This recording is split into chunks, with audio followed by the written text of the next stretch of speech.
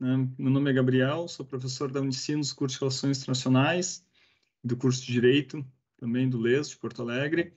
Hoje, então, dentro dessa programação de aulas abertas em função do ENAD, eu vou falar para vocês sobre a guerra russo-ucraniana, né, que vem se desenrolando desde fevereiro, né? Estamos aí para completar 8 meses de conflito no próximo dia 24, daqui a pouco, né?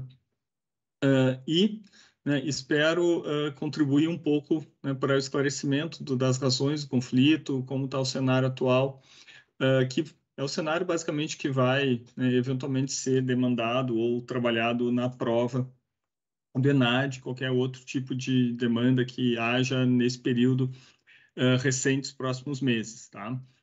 Bom, então a minha fala vai se dividir hoje em 3 partes, né? Primeiro, ver as causas do conflito. Depois, aí vão separar basicamente em 2 grandes causas e aí vão ter outros desdobramentos, tá? Depois, o cenário do conflito hoje, em outubro de 2022. Tá? E aí, como falei, um pouco o estilo que pode vir a ser demandado no ENAD, né? Ou qualquer outro pergunta, debate que vocês vão observar ou se inserir nesse momento e possivelmente nos próximos meses em relação ao conflito, e depois os efeitos. Tá? Os efeitos mais numa tentativa de prospecção do que pode acontecer para os países envolvidos direto ou indiretamente no conflito, né? Países e a União Europeia, no caso uma organização internacional, e sem tentar exercer um exercício de realizar um exercício de futurologia, tá? Primeiro, porque é muito difícil num conflito como esse. Todo mundo, né, que trabalha com relações internacionais faz alguma leitura, mas, né, diante do cenário, essa leitura ela pode ser desconstruída ou desautorizada muito rapidamente. Então, primeiro, né, é um tanto quanto, às vezes pode ser até imprudente fazer uma leitura do que se espera no futuro muito próximo, né? E o segundo ponto é que, né, tendo em vista o objetivo dessas aulas abertas, não seria de grande utilidade, né, para quem vai assistir e não é diretamente interessado em relações internacionais, ou não trabalha aí com isso, ou não faz as análises com recorrência, saber né, quais desdobramentos, para além da curiosidade. Tá? Então, os efeitos vão ser mais focados nos países. Da mesma forma também, pessoal, não vou fazer grandes usos de teorias de relações internacionais propriamente ditas. Tá? Eventualmente posso citar uma que outra, mas não vai ser o foco, né, tendo em vista a aula ser aberta, não apenas para alunos e alunas do curso de Relações Internacionais ou, né, pessoas que têm uma iniciação nos conceitos, nas teorias, nas visões de mundo, tá? Mesmo que, por óbvio, né, e por força do hábito, isso acaba sendo inserido na minha fala no seu desenvolver, tá? Bom, então, o primeiro ponto que a gente vai abordar, então, são as causas do conflito. Tá? Uma causa do conflito, então, ela está centrada numa disputa pela Ucrânia. Por óbvio, né, o palco do conflito é a Ucrânia, só que, ao contrário de outros lugares onde há um palco de conflito e o país, às vezes, não importa tanto do ponto de vista geopolítico, ele é apenas um local onde há um conflito por procuração por parte de outros países, ou, né, um conflito que acaba não tendo uma grande, não vem de muito tempo sendo um foco. No caso da Ucrânia, isso não acontece. Tá? Só um exemplo, assim, rapidinho, de um conflito onde o país em si ele não é tão foco internacional do ponto de vista geopolítico, o conflito do Iêmen, que está acontecendo, né? A guerra do Iêmen desde 2014, e um outro conflito em que o país em si não é tão disputado, mas o conflito se arrasta há muito tempo, o conflito da Síria, por exemplo. Ali o caso da Síria é um interesse muito maior em termos de Oriente Médio e do Irã do que a Síria em si. Né?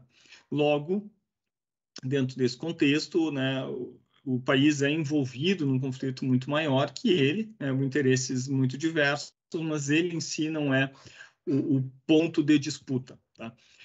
No caso da Ucrânia, né, a Ucrânia se insere num todo maior, ela se insere num todo do continente euroasiático, Europa mais Ásia, ela se insere num todo ainda mais amplo, né, que é o do sistema internacional, uma disputa por grandes potências do sistema internacional. Tá? Mas, além de tudo isso, né, a Ucrânia também ela é relevante por duas razões. Primeiro, pelo peso que ela possui, no contexto da Rússia, sobretudo, e segundo, né, pela localização geográfica da Ucrânia. E, não obstante, não de alguma forma, pela extensão ucraniana. Tá? Então, trazendo um pouco do que tem acontecido em relação à Ucrânia nos últimos anos, tá? Nós temos uma disputa interna na Ucrânia muito, digamos, estabelecida, né, muito claramente estabelecida entre um lado do país, que é o lado ocidental, e centro, né, centro e oeste da Ucrânia, com uma política externa e uma visão de mundo mais próxima da União Europeia, mais próxima do que, né, no conflito a gente convenciona chamar de Ocidente. Em um lado, e outras duas partes da Ucrânia, a parte leste, né, que faz fronteira com a Rússia, a parte sul, que não é, hoje em dia, de fato da Ucrânia, a Crimeia, né, ou seja, ela ainda de direito, podemos questionar como a Crimeia foi anexada pela Rússia, mas, de fato, ela é um território russo hoje em dia. Né, desse ponto de vista, né, ainda, mas quando pertencia à Ucrânia, era uma região também com uma política externa e uma visão de mundo muito próxima da Rússia. Tá?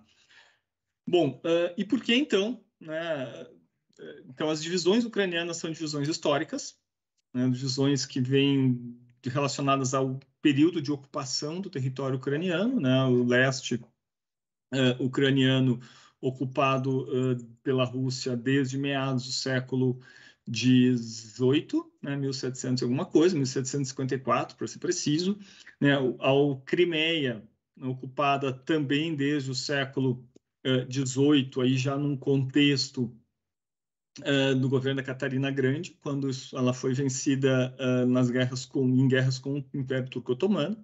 Tá? Posteriormente, né, o centro ucraniano ele sempre foi motivo de disputa de várias regiões, e vários impérios e países ao longo do tempo, né?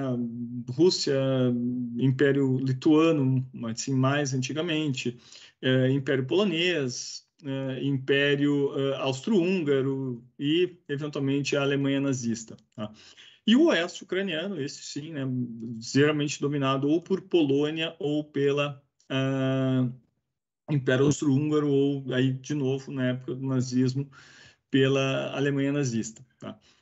Bom, então, a Ucrânia, né, tem essa divisão interna muito forte, e essa divisão interna é uma divisão que precisaria, pelo país, ter sido equacionada ao longo do tempo, né, para que fosse criado no país uma espécie de identidade nacional própria, que, né, dificilmente penderia para o lado russo ou penderia para um lado mais ucraniano, mas, né, uma identidade nacional que tentasse equacionar justamente essas duas facetas. Isso nunca foi, né, consubstanciado na Ucrânia. Não por incompetência, não por falta de vontade, apenas não aconteceu. A história foi avançando nos últimos 30 anos e a Ucrânia nunca conseguiu, né, em alguma medida, criar uma identidade nacional que conseguisse dar conta, né, dos interesses que muitas vezes são muito diversos entre essa porção do país que vivia a leste e a sul, em comparação com a porção do país que vive a oeste e ao centro do país. Tá?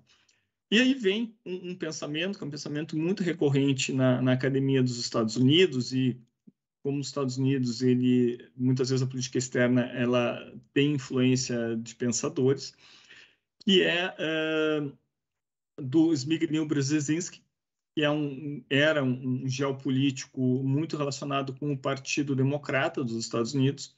Essa visão do Brzezinski não é muito diversa de uma visão que o Henry Kissinger tem, que era geralmente o geopolítico e também secretário de Estado mais voltado para o Partido Republicano.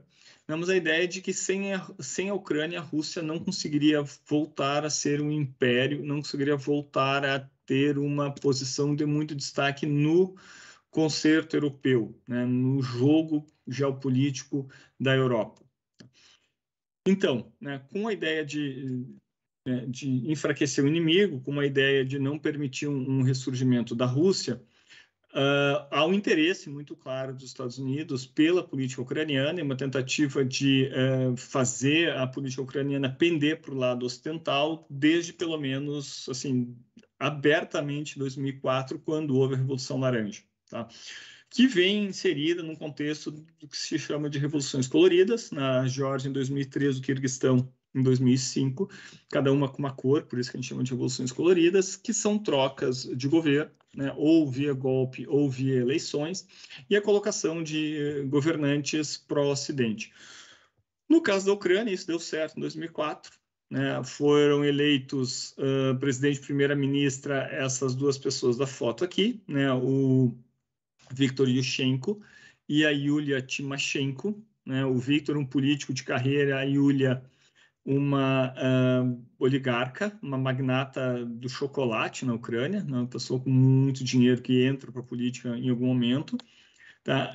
Só que, né, ainda que neste momento tivesse ocorrido uma vitória do campo ocidental na Ucrânia, e esse campo tomou o poder do país ali em 2004, quando foi feito um terceiro turno das eleições, isso gerou internamente uma grande instabilidade política, porque esse campo começou a brigar entre si.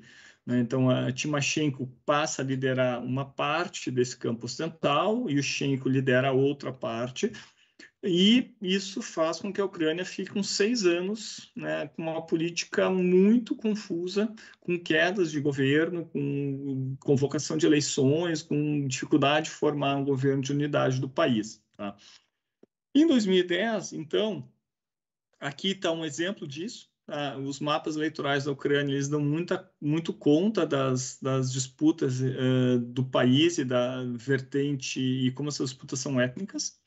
Está aqui a eleição primeira de 94, né, a primeira após a União Soviética. Né, o parte azul é o parte que vota em candidatos mais pró-Rússia, no primeiro mapa de 94. Da mesma coisa, o mapa de mesmo corte de cor no mapa de 2004 e no mapa de 2010 inverte as cores. Né, então, já quem está em laranja, dourado, é quem vota em candidatos pró-Rússia e quem está em azul é quem vota nos candidatos pró-Ocidente. Tá?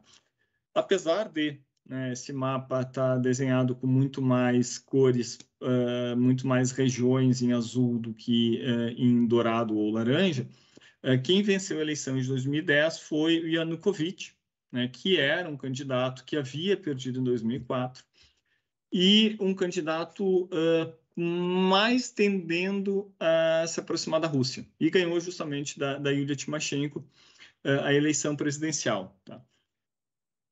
Então, 2010, Yanukovych teve que começar a lidar com esse dilema, né, de como agradar duas pontas de um país tão diverso. Né? E ele foi caminhando, né, negociando pontos tanto com a Rússia quanto com a União Europeia. Por exemplo, em 2013, ele negociou uma renovação do contrato do Tratado Internacional de Uso da Base Naval de Sevastopol com a Rússia, né, que venceria em 2017, renovou por mais 25 anos. Né? Então, é uma série de processos, né, que ele foi fazendo que agradavam o governo russo, mas também uma série de processos que agradavam a parte mais ocidental do país, sobretudo, né, as tratativas para realizar com a União Europeia o Association Agreement, que era um acordo, né, que estabelecia algo parecido com uma zona de livre comércio entre União Europeia e Ucrânia.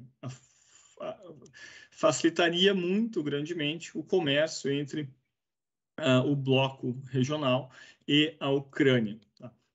Contudo, havia um problema técnico nesse acordo, que a Ucrânia também tem uma série de acordos econômicos com a Rússia, né, já desde os anos 1990, que garante uma série de benefícios para a Ucrânia, garantia no caso, como, por exemplo, gás natural muito barato na comparação com os preços internacionais. Tá? Ou seja, a Ucrânia, a gente houve crise do gás nos dois países, mas a Ucrânia sempre pagou menos pela energia que recebia da Rússia do que o preço de mercado internacional, e havia outros, né, facilidades de ingresso de produtos ucranianos na economia russa. Lembrando que a Ucrânia, né, uma economia do ponto de vista europeu, não tão competitiva. Então, os produtos ucranianos eles conseguem entrar no mercado russo, mas os produtos industrializados ucranianos e até os produtos agrícolas da Ucrânia não entram tão facilmente na zona do euro ou na União Europeia. Tá? Isso faz, né, com que a Yanukovych recue. E aí, recue e, né, tente ouvir o lado da Rússia quanto a propostas de governo, propostas de acordo econômico, melhor dizendo.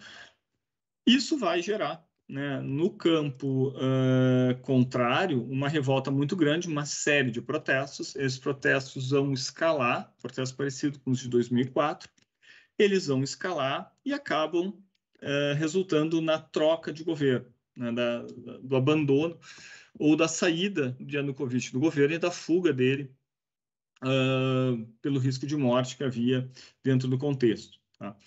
Essa troca de governo faz com que a Ucrânia passe a ser governada por nacionalistas, né, mais radicais, digamos. Né? E esses nacionalistas mais radicais são uma postura muito, né, contrária à porção mais russa da população que vive no leste e vivia no sul naquele período. Tá? Isso, né, esse medo desse nacionalismo exacerbado, e aí não é culpa da Ucrânia, tá, pessoal? A gente estava num contexto de nacionalismo na Europa, a gente está bem no meio da crise migratória, por exemplo, então ali, né, a Hungria com governos nacionalistas, a França com movimentos políticos nacionalistas, a Alemanha com movimentos nacionalistas, né, daqui a pouco os Estados Unidos vão eleger o Trump, por exemplo, presidente da República, né, então é um contexto internacional de nacionalismos muito fortes, que no caso também atingiu a Ucrânia, tá? E o receio que as outras, né, os não, digamos, puramente ucranianos do país tinham, os fizeram declarar a independência, né, do governo central da Ucrânia, né, 3 regiões, basicamente, 3 repúblicas, no caso. Né, a República da Crimeia, no sul da Ucrânia, e as repúblicas de Donetsk e Lugansk. Às vezes tem alguns locais que escrevem Luhansk, tá, pessoal? Depende muito, né, da tradução que se faz do russo ou do ucraniano. Tá? Eu prefiro Lugansk, que é como, né, geralmente a Rússia chama a região, tá? E, claro, os documentos oficiais da Rússia eles acabam sendo publicados com mais constância que os ucranianos, e por isso a fonte, tá? Bom, dentro desse contexto, a Crimeia, né, toma a frente das outras regiões, faz um plebiscito muito rapidamente, ela é militarmente protegida pela Rússia durante o plebiscito já. Claro que os soldados russos eles entram disfarçados, mas eles estão na Crimeia nesse momento para que o plebiscito acontecesse. O plebiscito ele ocorre, a Crimeia busca sua independência e quase que, né, em espaço de dias, quase que automaticamente, mas também não foi tão automaticamente assim, alguns dias, ela é anexada pela Rússia e, né, passa a ser mais uma das províncias da Rússia. Uma resposta que houve a esses processos foi, né, o massacre de Odessa, né, na cidade de Odessa, onde uma série de protestantes contra o novo governo, né, contra esse governo que havia tomado poder em 2014, eles fazem manifestações, eles são encurralados, são empurrados para dentro do prédio, toca fogo nesse prédio e muitas pessoas morrem, né, que é mesmo noticiado na imprensa ocidental e tal, né, que geralmente os russos tratam como um massacre de Odessa, né, mas é uma morte de muitos manifestantes, tá? Então, nesse momento, se cristaliza uma situação, aqui está, né, se cristaliza uma situação em que a Crimeia passa a ser território russo de fato, não de direito, mas de fato, né? E há uma resposta do Ocidente. E a resposta do Ocidente, vinda sobretudo de Estados Unidos e União Europeia, é uma série de embargos econômicos à Rússia e o início de um isolamento diplomático da Rússia, ainda que não tão destacado nesse período, tá? Não tão destacado na comparação com o que nós temos hoje em 2022. Tá? E aí vem o contexto mais amplo. Então, esse é o contexto da Ucrânia, o contexto, né, da disputa que há pela Ucrânia em torno, por parte de Rússia e Ocidente, e o Ocidente lê Estados Unidos em primeiro lugar, a União Europeia em segundo lugar. E qual é o contexto amplo disso? O contexto amplo é o interesse dos Estados Unidos de cada vez mais projetar suas posições militares e projetar o seu peso político no contexto europeu, e aí ele vai usar a OTAN para fazer esse processo, desde o governo Clinton. Então, a gente tem uma série de avanços da OTAN para o território europeu. Tá aqui, por exemplo, né, esse aqui é um mapa que mostra esses avanços. Né, assim, pós-Guerra Fria, nós tivemos um avanço em 1999, ali Hungria, República Tcheca e Polônia, que ainda é governo Clinton. Depois nós temos um segundo avanço em 2004, né, Bulgária, Romênia, Eslováquia, Eslovênia e os 3 países bálticos lá em cima. Com esses 3 países bálticos, o território russo passa a ser fronteira da OTAN, que não só havia antes no Kaliningrado, mas, né, não é território contínuo da Rússia. E em 2009, um último alargamento que houve, né, que entraram a Croácia, a Albânia e a Grécia. Mas esse avanço da OTAN é percebido pela Rússia como um cercamento do país, né, e um chegar nas suas fronteiras por parte dos Estados Unidos. Tá? Por que isso é perigoso para a Rússia? Tá? Porque a Rússia ela sofreu ao longo da sua história uma série de invasões,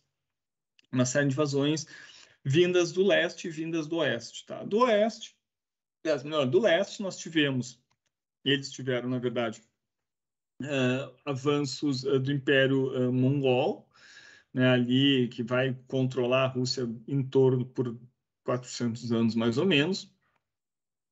E houve muitas guerras com o Império Turco-Otomano, que seria uma região sudoeste da Rússia. Tá? E o que é mais importante nesse contexto de Ucrânia são as invasões que a Rússia sofreu vindas do Ocidente, vindas da sua frente oeste. E essas invasões foram 2 grandes invasões. Tá? Houve uma terceira da Polônia, lá no século XVII, mas essa não nos interessa tanto, tá? Porque também a memória, os russos preservam muito essa memória das invasões, mas essa invasão da Polônia é um contexto diferente, um contexto, né, de uma Rússia muito mais desorganizada, né, um contexto pré-Rússia poderosa na Europa, tá? Então nós temos o avanço do Napoleão, que foi sobretudo por essa região onde hoje é Belarus, tá? Aqui está Minsk, capital do Belarus, para você ter noção, e não muito distante do que é a fronteira, né, ucraniana, está aqui Kiev, né, capital da Ucrânia. Tá? E no caso da invasão nazista, que essa está bem presente na memória russa, que aconteceu há menos de 100 anos, nós temos uma grande corrente de avanço nazista, de novo, por Belarus e pelos países bálticos, que são essas linhas da frente, as setas de cima, e mais a centro e sul, os avanços vindos dos nazistas pelo território ucraniano. Aí dá para ver, né, ali na região de Odessa, região de Kiev, Kharkov, né, essas regiões onde houve esses avanços. Isso faz com que a Rússia, né, construa um cenário de segurança que tem mais ou menos essa conformação. Tá? É um cenário em que ela tem como prioridade número 1, né, o território russo e o que ela chama de espaço pós-soviético, né? Ou a Rússia também chama finamente isso exterior próximo, que são as regiões onde a Rússia pode sofrer algum tipo de invasão militar que coloque em risco mais uma vez, né, pela 4ª ou 5ª vez na história, a soberania do país e a infraestrutura, a vida da população e tal. Bom, então, pegando os dois círculos vermelhos, porque realmente não consigo fazer um círculo que pegue só a fronteira da Rússia, tá? Por isso que eu botei dois círculos, não fica muito bonito, mas ok. Dentro desses círculos, né, todas as boas relações que a Rússia mantém com a China hoje não colocam a possibilidade de invasão vinda do leste como um cenário muito provável. Né? A capacidade que a Rússia e a China tiveram de evitar o ingresso dos Estados Unidos ou de afastar os Estados Unidos da Ásia Central não torna uma invasão vinda do Cazaquistão, né, como uma coisa também muito provável hoje em dia. Mas, né, essas regiões, tanto do oeste russo, onde fica a Ucrânia e Belarus, para onde expandiu a OTAN, quanto o sudoeste russo, ali onde fica a Geórgia, a Turquia e o Azerbaijão, aqui embaixo, né? E aí a Turquia faz parte da OTAN, por exemplo, aqui nós temos outro risco para a Rússia. Então, assim, toda a fronteira oeste da Rússia, lá do noroeste até o sudoeste, ela é tratada pela Rússia como uma prioridade. E é justamente aí onde se localiza a Ucrânia. Aí tem outro ponto, a Ucrânia, a fronteira com a Rússia, ela é muito extensa, tá? Muito extensa mesmo. Só não é mais extensa que nessa região da Rússia do que a fronteira da Finlândia, mas é uma fronteira extensa, tá? Então, esse risco a Rússia coloca no quadro. E é esse risco que a Rússia teme, né, que é a principal causa declarada da Rússia para começar o conflito. Tá? Ou seja, a ideia de que é preciso garantir, de algum modo, a segurança do país dentro do contexto do continente eurasiático e dentro do contexto, aí, mais especificamente, dentro do contexto europeu. Por isso que tem essa frase aqui do Putin, que eu coloquei, que é uma fotinho do Putin, onde ele, né, que é um mantra dele naquele período pré-conflito de 2022, ou seja, a segurança é indivisível, ou seja, não há como se garantir a segurança da Europa, ou seja, de Alemanha, França, Grã-Bretanha, Itália, só pegar os países maiores, e aí os países assim que temem muito pela sua segurança, como Polônia, República Tcheca, etc. Não há como garantir a segurança desses países sem que também haja uma garantia da segurança russa. Talvez a frase que eu coloquei não seja muito bem formulada. Não é não garantir. O que o Putin coloca, a gente tem que pensar a segurança da Europa como um todo, não privilegiar a segurança de um lado, e essa segurança de um lado ocorre às custas do outro lado, ou seja, privilegiamos a segurança da Europa central e ocidental, mas isso representa uma ameaça para a Rússia. O que o Putin demandava era que houvesse um grande arranjo no qual os interesses de segurança russo fossem levados em consideração, assim como, obviamente, os interesses de segurança da Europa Ocidental sempre são levados em consideração, né, pelo menos desde o final da Segunda Guerra Mundial e até dentro da criação da OTAN. Tá? O segundo medo que a Rússia tem em relação aos Estados Unidos, isso não é diretamente relacionado com a Ucrânia, mas tem a ver, tá? É o sistema antimísseis que os Estados Unidos, né, colocou na Europa do Leste, tá? Sobretudo na Romênia e na Polônia. Depois isso também vai para a República Tcheca. É um sistema de mísseis de ataque e de defesa antiaérea contra mísseis que pudessem atingir a Europa. Tá? Isso é um projeto lá do governo Bush, isso é mantido no governo Obama, mantido no governo Trump. Tá? E é um processo que é levado muito a sério pela Rússia, ainda que haja dúvidas sobre se isso realmente é efetivo, mas a Rússia trabalha com um cenário em que é efetivo. E é um processo que declaradamente é voltado contra a ameaça iraniana. Por isso que ali, né, você pode ver, tem um míssil grandão ali no território do Irã. Mas a Rússia entende que, na verdade, isso é um discurso e que não se criaria um sistema antimísseis tão caro e nos colocaria ele no leste europeu se o problema fosse o Irã. Isso seria colocado em países mais ao sul, como Grécia, por exemplo, ou Turquia, né? Mas não em países como a Polônia, por exemplo. Não haveria necessidade, não seria tão lógico do ponto de vista estratégico colocar ali se o alvo realmente fosse o Irã.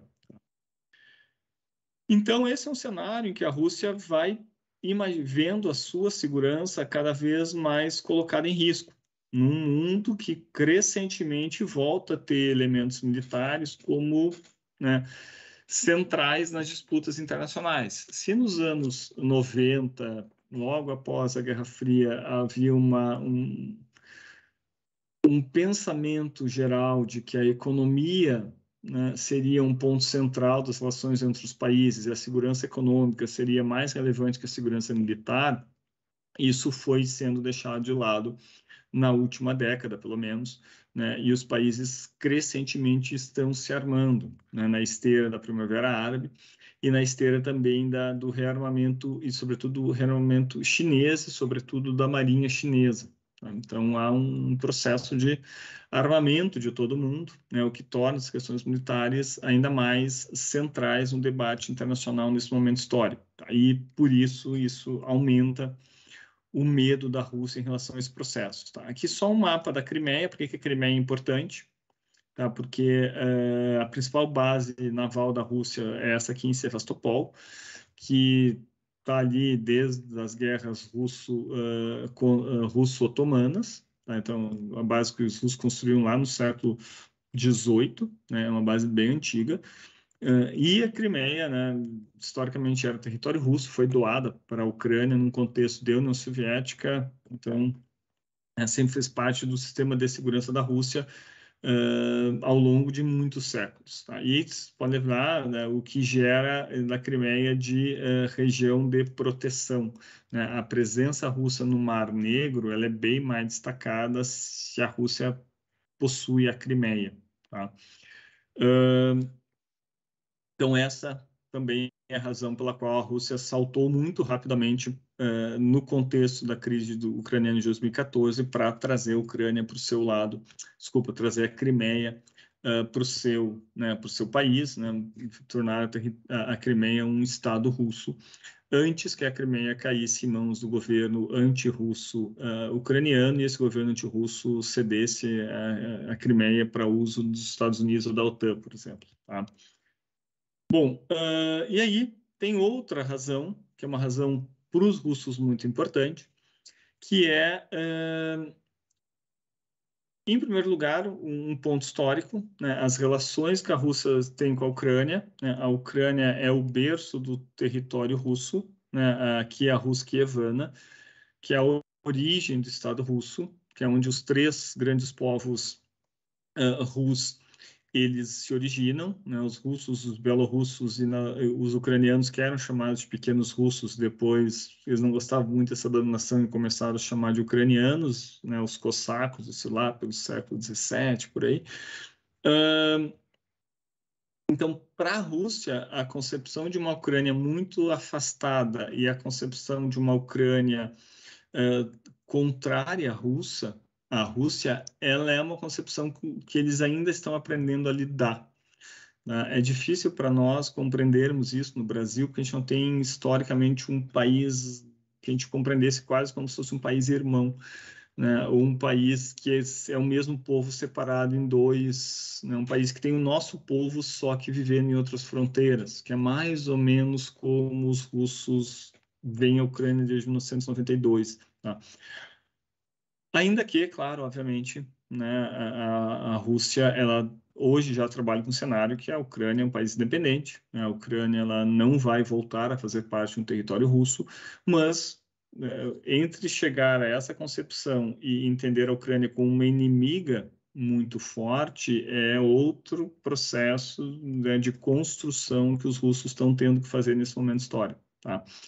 E essa outra razão, né, que torna a Ucrânia tão relevante é, né, uma geopolítica energética desenvolvida, uma geoeconomia, melhor dizendo, energética desenvolvida pela Rússia há bastante tempo, né, e muito valorizada durante o governo Putin, tá? Que é a ideia de que é, né, aproveitar o gás natural, sobretudo, mas também o petróleo russo e usar esses instrumentos para ter algum tipo de ganho geopolítico e capaz de usar isso como instrumento político, que é o que a Rússia fazia fortemente em relação à União Europeia, né? E aí a gente está trabalhando num cenário não, né? A gente tem que sempre relativizar esses pontos, pessoal, porque não é que a Rússia faz, todo mundo de estados usam o petróleo para fins de receber benefícios econômicos, benefícios políticos, tá?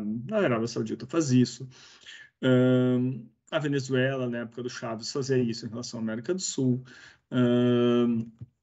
Quem mais, pessoal, no sistema internacional, em alguma medida, a Holanda fez isso um pequeno período de tempo, onde ela foi muito exportadora de petróleo, né? É um contexto onde os países têm os recursos, eles vão usar os recursos que eles têm à disposição para ter algum tipo de ganho político, né? Isso é normal dentro do contexto do sistema internacional. E a Rússia tem muito gás natural para fazer. E como a Ucrânia era parte do território russo durante a União Soviética, os gasodutos que a União Soviética exportava gás natural e petróleo para os europeus, eles existem ainda, eles permaneceram, né? E já estão lá, uma infraestrutura construída, etc. Né? E aí, né, quando vem a separação dos países, há uma constante negociação entre os russos e ucranianos por esse gás natural. E ele acaba sendo útil para os dois países, né? Porque a Rússia precisa vender, historicamente, precisava pelo menos vender esse gás natural para os europeus, tá? E os ucranianos lucram muito com isso, né? Porque os ucranianos ganham uma posição geopolítica que eles não teriam se não fosse essas questões, esses gasodutos, que a Ucrânia não tem gás, né? Então ela precisa, né, receber esse gás da Rússia e ela também vai usar essa posição que ela tem para ser um ator importante no contexto europeu, porque ela é rota do gás que alimenta a indústria e aquece as casas dos europeus, sobretudo no inverno. Tá? Então, é uma relação que os dois lados, em alguma medida, tinham seus interesses. A Rússia como país produtor, exportador de gás e, em menor medida, petróleo, e a Ucrânia como país corredor de gás e, em menor medida, petróleo. Tá? Então, né, uma Ucrânia rival da Rússia, uma Ucrânia contrária à Rússia, é um fechamento de rotas de exportação de gás natural russo para a Europa. Tá? Então, isso é um problema econômico para a Rússia. Historicamente, havia um risco disso, que isso fosse um problema econômico para a Rússia. Né?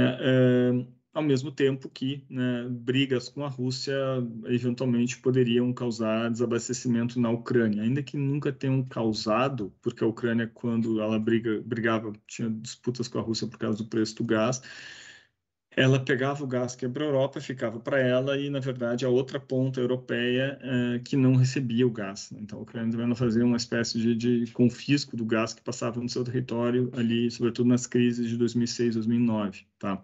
Que também é algo que os países geralmente fazem, tá? Vilanizar a Ucrânia por causa disso, porque os países que têm gasoduto, né, têm essa prática em épocas de disputa de preço de gás, tá? Bom, mas isso é outro ponto que torna a Ucrânia muito importante aí para a Rússia, mas também importante para os europeus, né? Porque é uma das formas de receber o gás natural dos russos, tá? Então, essas são as razões principais, pessoal, que tornam esse conflito tão relevante, tá? E as causas dele. Primeiro, uma causa de segurança, uma disputa pela segurança europeia, né, entre União Europeia e Estados Unidos de um lado, OTAN, né, via OTAN, e aí uma expansão de segurança europeia a partir do ingresso de cada vez mais países, de colocação de bases militares, e um medo da Rússia de que essas bases militares acabassem gerando problemas de segurança para ela, a Rússia, sobretudo a aproximação norte-americana das fronteiras russas. Tá? Então, esse é o primeiro ponto. O segundo ponto é a questão econômica, né? A Ucrânia, pelas rotas de gás natural, é um país economicamente importante, porque esse gás é necessário na Europa e a Rússia precisa exportar esse gás do que ela recebe, tá? E o terceiro ponto, que é um ponto mais a relação russo-ucraniana propriamente dita, é essa ideia da Rússia de que a Ucrânia é uma espécie de povo irmão, os ucranianos são uma espécie de povo irmão, que não deveria se rebelar contra a Rússia, e uma tentativa dos ucranianos aí, né, sobretudo os ucranianos do Ocidente, que não têm esse sentimento em relação à Rússia, de terem cada vez mais autonomia perante a Rússia. Tá? Então, são esses os três pontos principais, três principais causas do conflito. Tá? E aí, no 2022, né, a gente vem a situação foi se tornando cada vez mais tensa, cada vez mais perigosa desde o final de 2021. Uma série de acusações para lá e para cá, deslocamento de tropas russas bem no comecinho de 2022. Né? Isso fez com que, né, começassem a se criar ultimatos de um lado e de outro, né? E a Rússia, ela fez um pacote de medidas, né? E entre esse pacote de medidas, o ponto principal era um pacote de medidas que ela enviou para a OTAN aprovar, e dentro desse pacote, o ponto principal era a neutralidade da Ucrânia em relação à OTAN, né, e uma promessa de que a Ucrânia não entraria na OTAN. Então, a Ucrânia seria uma espécie de país tampão entre russos e os demais países europeus, tá? Mais os países europeus que participam da OTAN. Isso não deu certo, isso não vingou, né? A Ucrânia não aceitou esse tipo de proposta, os Estados Unidos, que grande líder da OTAN, também não aceitaram. O Putin ele assim, recuou suas tropas das fronteiras, e aí até o momento, assim, nesse momento o Putin não tinha feito, a Rússia não havia violado nenhum direito internacional, porque o deslocamento de tropas na própria fronteira é algo que pode ser realizado, né? Cada país na sua soberania põe as tropas onde quiser, mas, né, as declarações do Ocidente de que a Rússia efetivamente almejava um ataque à Ucrânia foram confirmadas, né, em 24 de fevereiro, quando, né, realmente as tropas da Rússia cruzam a fronteira, né, e começam o que os russos chamam de operação militar especial na Ucrânia e o que o resto do mundo chama de invasão da Ucrânia, e a gente tem o início desse conflito, tá? Que é o primeiro conflito, né, de larga escala da Rússia, né, desde que ela saiu do Afeganistão em 1989. Tá? Primeiro, a Rússia estava um bom tempo sem um conflito de longa não, mas de uma duração mais acentuada. Porque teve um conflito com a Geórgia em 2008, mas um conflito que durou alguns dias.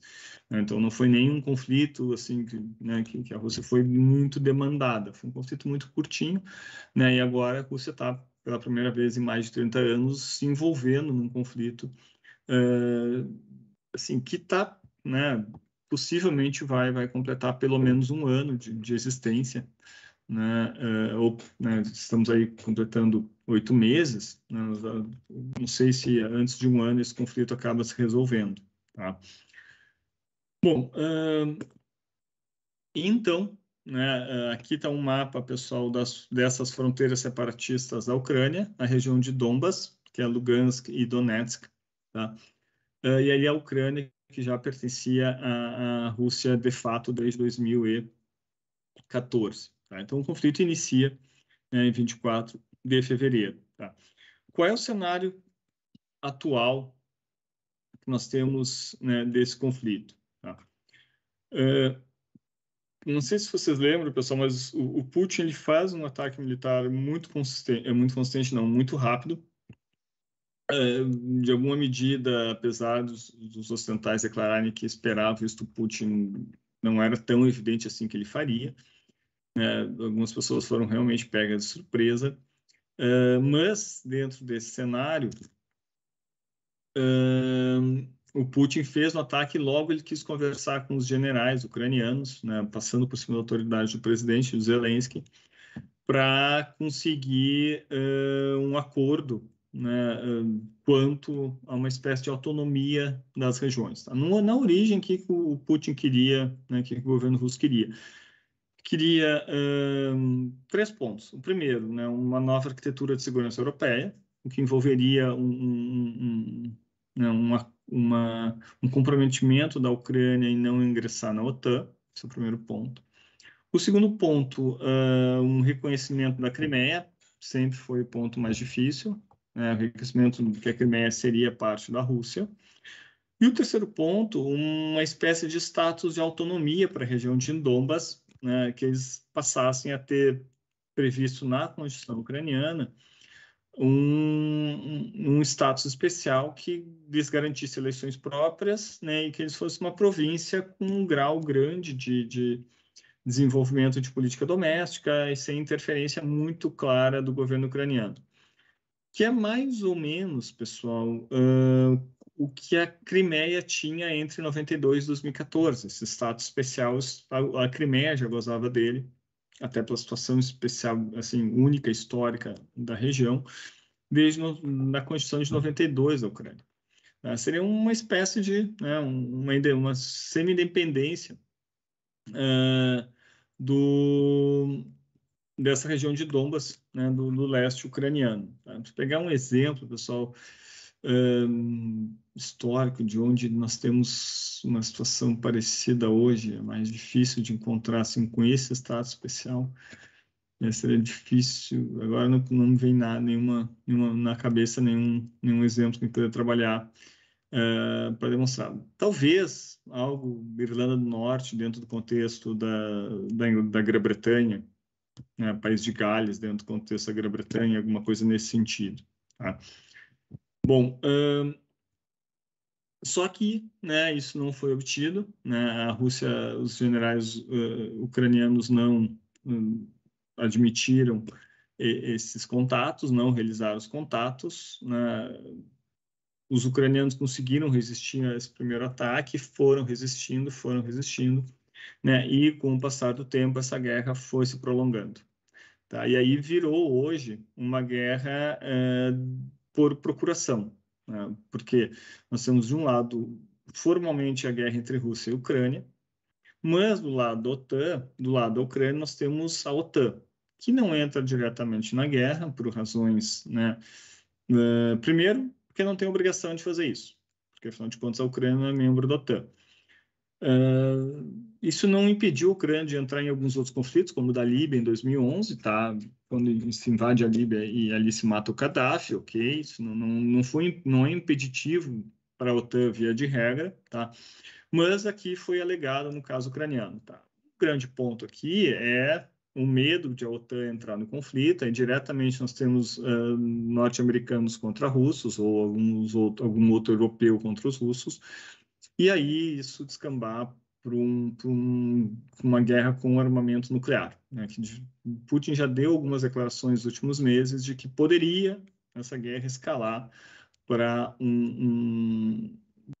uso de armamento nuclear, que eu pessoalmente não acho muito crível que seja realizado, pelas consequências conhecidas lá de Hiroshima e Nagasaki do uso de armamento nuclear, ainda que o armamento nuclear tenha se tornado mais potente, mas também hoje ele é mais direcionado, mais focado, mas ainda assim é um armamento nuclear. Então, obviamente, eu sou um tanto quanto cético quanto ao uso efetivo desse tipo de armamento num conflito, tá? Mas, de qualquer sorte, né, a OTAN vai atingindo seus objetivos, porque, né, ela não entra em conflito, mas todos os países da OTAN, todos exagero, mas vários países importantes da OTAN, eles vão repassando armamentos para a Ucrânia. Ou passam armamentos mediante compra e venda, ou passam armamentos, né, que para eles já são mais obsoletos e tal, mas para a Ucrânia funcionam. Tá? E aí a Alemanha foi o último país que essa semana passou mais um monte de armamento para os ucranianos. Tá? Então, a Ucrânia está lutando com soldados deles, mercenários em geral, porque as guerras hoje todas elas têm um grau grande de mercenários atuando, e com armamento ocidental, né? Sobretudo bateria antiaérea, que consegue evitar, né, os principais ataques dos russos. Tá? Isso acaba sendo uma vantagem grande, sobretudo para os Estados Unidos, porque é uma guerra que, obviamente, está desgastando a Rússia. É uma guerra em que as notícias, às vezes, dão conta de que a Rússia está atingindo os objetivos, às vezes dão conta que a Rússia não tem como vencer.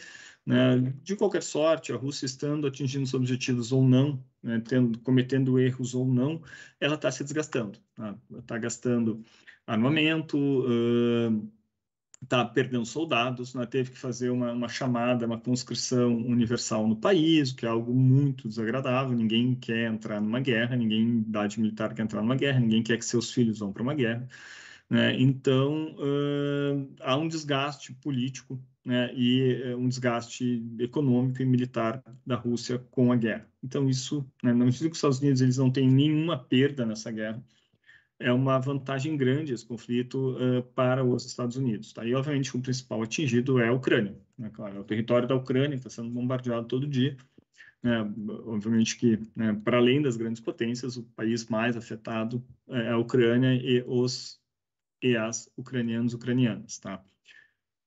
As sanções econômicas, né, estão gerando impacto na economia russa, né, talvez menos do que o Ocidente esperava, porque a Rússia já vinha sendo alvo de sanções econômicas desde 2014. Então, a economia russa ela não é tão destacada como a do G8, por exemplo, do G7, mas ela já vinha acostumada a lidar com com esses embargos, com essas sanções. Então, ela já veio se habituando a trabalhar com um cenário subótimo, digamos assim, ou prejudicado, para ser mais claro, tá? E essas sanções estão voltando para a Europa também, em alguma medida, tá? Sobretudo em termos de inflação e desabastecimento de alguns produtos, né, que não vêm da Ucrânia ou dos produtos que acabam sendo muito mais caros por causa do conflito, tá? E, recentemente, nós temos novas rodadas de ataques mais, digamos assim, dramáticos, né? Que foram a sabotagem do gasoduto Nord Stream, que é um gasoduto que existe desde 2007, o projeto, depois ele foi colocado em funcionamento, uma das pernas, que é um gasoduto que sai da Rússia, de Viborg, na Rússia, e chega na cidade de Greifswald, na Alemanha. Então havia Nord Stream 1 e agora Nord Stream 2. Nord Stream 2 foi concluído ano passado, né, e a Alemanha, até por um pouco de pressão dos Estados Unidos, não aprovou a passagem de gás para o Nord Stream 2. Tá? E ele sofreu um atentado, né? A bomba explodiu dos braços do Nord Stream agora no mês de setembro. Depois, outro ataque que custou muito caro à Rússia, né, assim, no sentido da moral da Rússia, que foi um ataque à ponte Kerch, né, do Estreito de Kerch, que é uma ponte que liga a Crimeia à própria Rússia, e a Rússia tem respondido isso com muita violência, né, com os ataques a Kiev, logo depois, né, foi realizado ataque direto à capital ucraniana, que não acontecia há algum tempo, e alguns ataques, né, a outras cidades importantes da Ucrânia, que é basicamente, né, a Rússia se vingando desse atentado que matou um número assim, relevante de pessoas e destruiu uma infraestrutura que a Rússia havia construído para, né, ligar territorialmente desculpa, a Crimeia à Rússia, tá? Então, um cenário muito complicado, um cenário de disputa, né, um cenário muito incerto ainda, tá? E uma guerra que não sabe por quanto tempo vai prolongar. Aí vem um ponto, né? Como eu falei, não gosto de exercer futurologia. É uma guerra que deve demorar mais alguns meses e eu não descarto a possibilidade de ela virar um conflito congelado, que em algum momento as partes elas militarmente não avancem mais e aí se estabelece uma espécie de fronteira informal militar e essa fronteira vai permanecer durante muito tempo. Tem ideia dos conflitos congelados no espaço pós-soviético, a gente tem Nagorno-Karabakh, que está tendo conflitos constantes nos últimos 3 anos, a gente tem o conflito da Transnistria, na Moldávia, a gente tinha o conflito da Ossétia do Sul e de Abkhazia na Geórgia, que aí em 2008, né, esquentou e aí as duas regiões se tornaram independentes. Né? Então, esses conflitos às vezes duram décadas. Né? Eles congelam, não há ataques a todo momento, a vida segue dos dois lados, mas eles não vão ser resolvidos em muito tempo. Como esse é um conflito que envolve um país muito relevante como a Ucrânia, que tem mais relevância que a Geórgia, mais relevância que a Moldávia, etc., é tal possível que, né, não haja esse conflito congelado não dure tanto tempo, mas é um cenário que, dada a história recente da região, recente, digamos, pós-Guerra Fria, é possível acontecer, tá? Mas isso eu acho que também a ponto das duas partes desistirem dos ataques, que seria um cenário bom para a Rússia hoje, por exemplo, eu acho que estamos um pouco longe disso, tá? Um dos desdobramentos importantes do conflito, pessoal, foi uma nova rodada de alargamento prevista para a OTAN, né, com o ingresso da Suécia e da Finlândia. Está ali o mapa, tá? A Finlândia, não está escrito Suécia, mas é o país do lado da Finlândia. E aí nós temos uma grande fronteira entre Finlândia e Rússia. Então, a Rússia passaria a ter uma segunda grande fronteira com a OTAN para além da Ucrânia. Tá? Eram países neutros que, diante do medo que levaram com o ataque russo à Ucrânia, né, ou seja, a Rússia ultrapassou uma barreira que a Finlândia e a Suécia talvez pensaram que não fosse possível, e quando viram que foi possível, né, almejaram entrar no OTAN. O processo está em andamento. Né, dos 30 países da organização, 2 não aprovaram, tá? Que são Turquia e Hungria. Tá? E aí é um ponto importante, né? Porque a Turquia ela está um pouco chantageando os Estados Unidos para conseguir essa aprovação, e a Hungria é um dos poucos países do contexto europeu que não tem adotado as sanções com a Rússia e tem criticado, inclusive, as sanções que são colocadas para a Rússia. Tá? Nesses últimos 30 dias, teve outra grande modificação, e aí vem daí o meu ponto dos conflitos congelados. Né? A Rússia ela anexou mais 4 províncias ucranianas, as repúblicas de Donetsk e Lugansk, e Zaporozhye e Kherson, e ali vão somando a região da Crimeia. Se a gente vai olhar, né, esse mapa, o objetivo da Rússia agora é pegar toda a região leste da Ucrânia e basicamente isolar a Ucrânia do Mar de Azov, né, onde ela tinha uma posição de destaque até então. Né? Deixar a Ucrânia com uma única saída para o mar, ali naquela parte da fronteira dela que sai para o Mar Negro. Tá? Então, isso e fica uma continuação do território russo, né? Quase uma continuação do território russo em todo o leste da Ucrânia, e uma continuação territorial que a Rússia não tinha com a Crimeia, por exemplo. Né? Tu tinha uma Crimeia, uma ilha, né, que tinha ali pelo Estreito de Kerch, tu tinha como uma proximidade, mas não tinha continuidade territorial. Com essas 4 províncias, caso essas 4 províncias em algum momento lá no futuro venham a fazer parte do território russo, de fato, de direito, a Rússia tem essa conformação. Tá? E, claro, né, mesmo procedimento da Crimeia, foi feito plebiscito participaram, né, muitas pessoas, 80%, 90% da população, e quase todo mundo vota, né, pela independência e vota. E aí, claro, estão sendo atacados pela Ucrânia, dentro do contexto até faz sentido que eles votem pela independência, e depois votem pela anexação à Rússia. Então, essa é outra mudança recente do conflito, tá? E aí as questões que se colocam, que eu falei para vocês, sem querer fazer previsões para o futuro, são as questões que devem ser observadas no futuro próximo para os países, os principais envolvidos. Tá?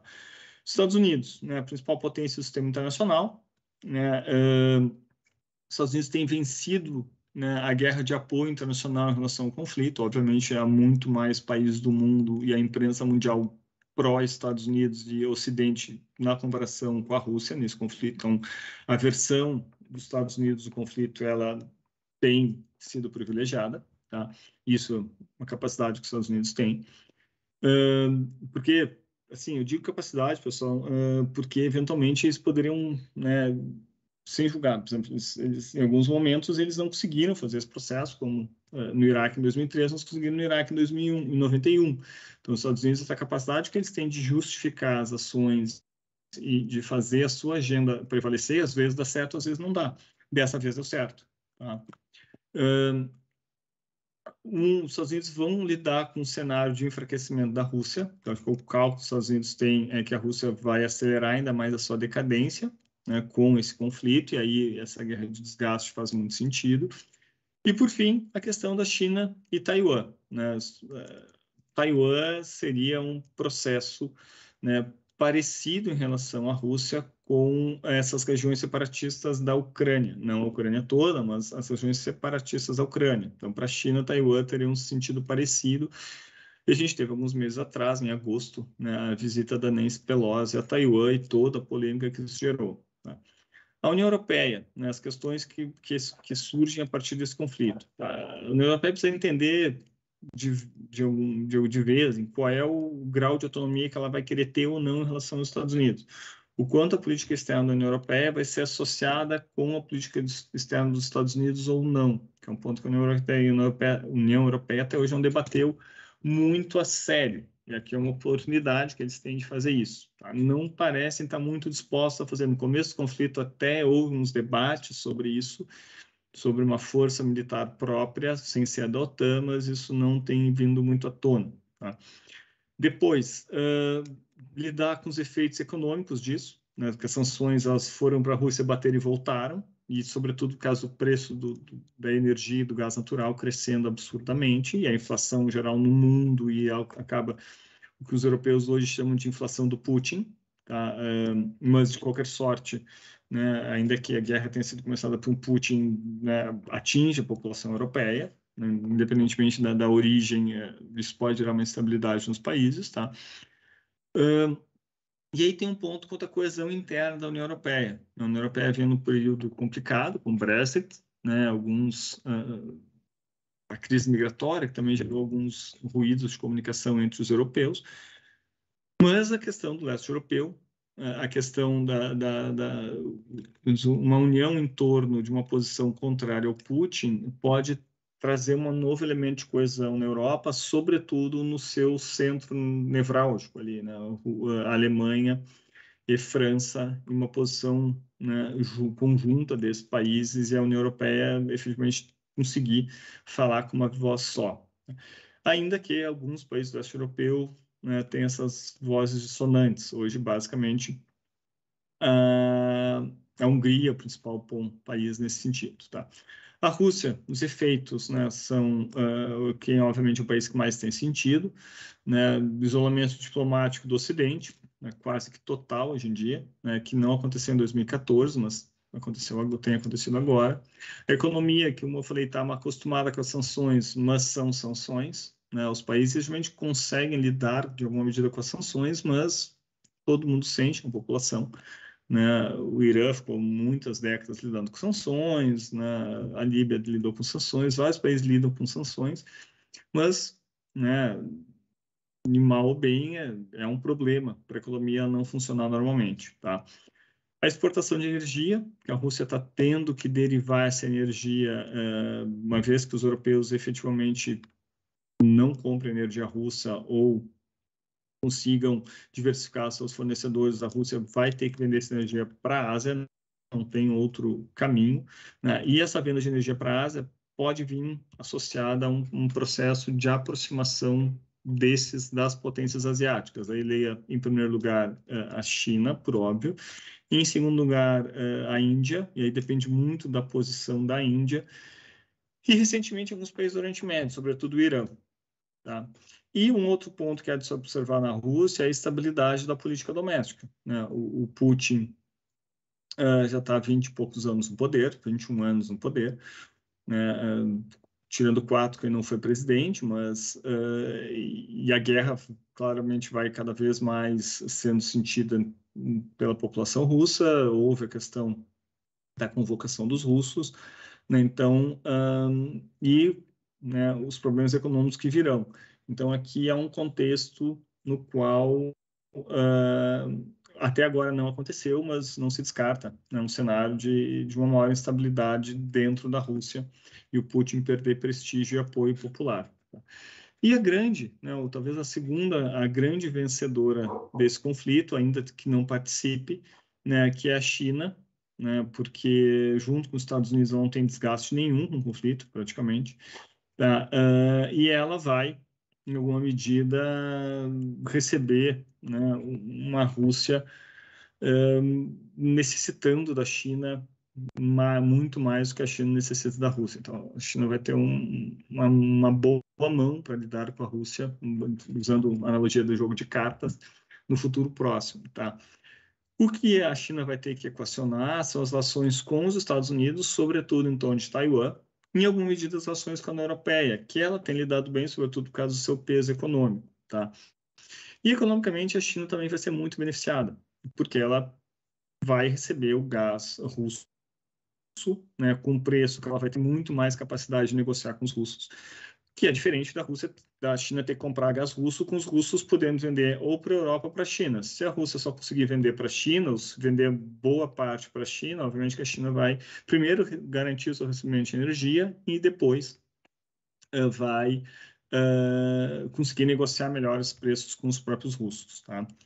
Bom, aqui, né, dentro dessa linha do vetor asiático da Rússia, nós temos uma revalorização da OCX, que está vindo, né, a Organização da Cooperação de Xangai, ela está vindo bastante à tona na mídia esses últimos meses, não por acaso, tá?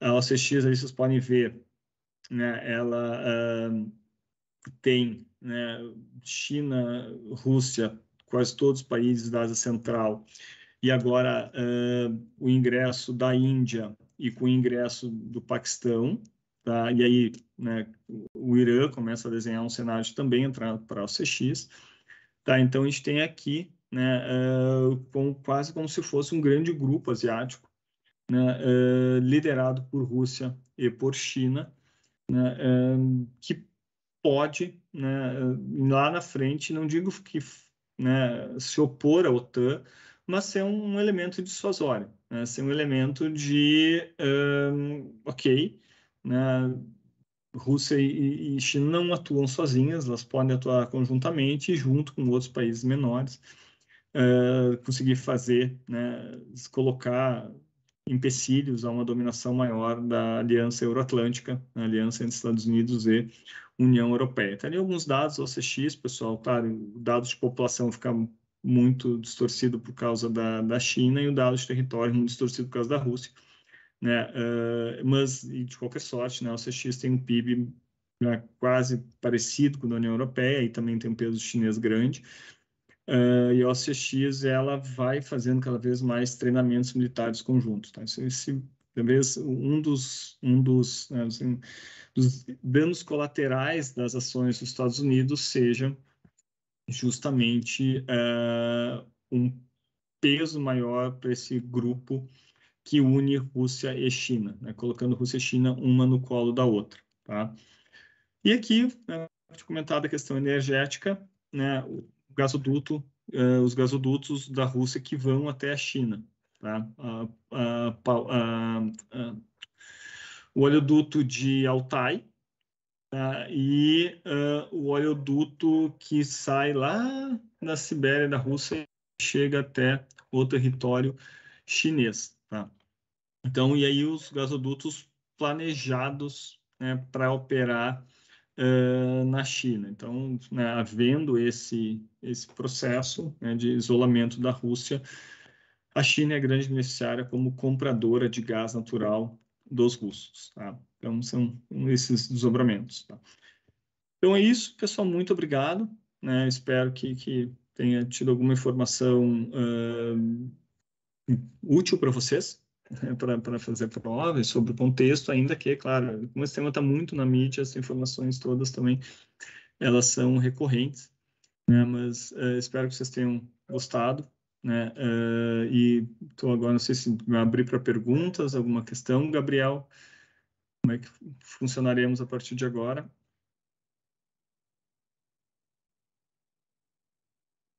Não?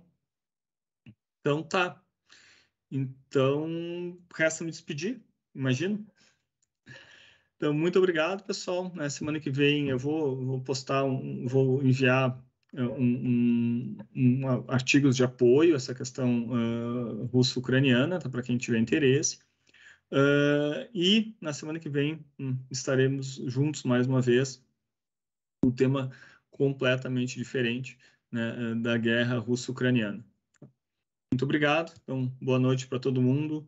Qualquer coisa, tem aqui meu contato com o e-mail da Unicinos. Se tiver algum aprofundamento ou alguma questão, podem escrever.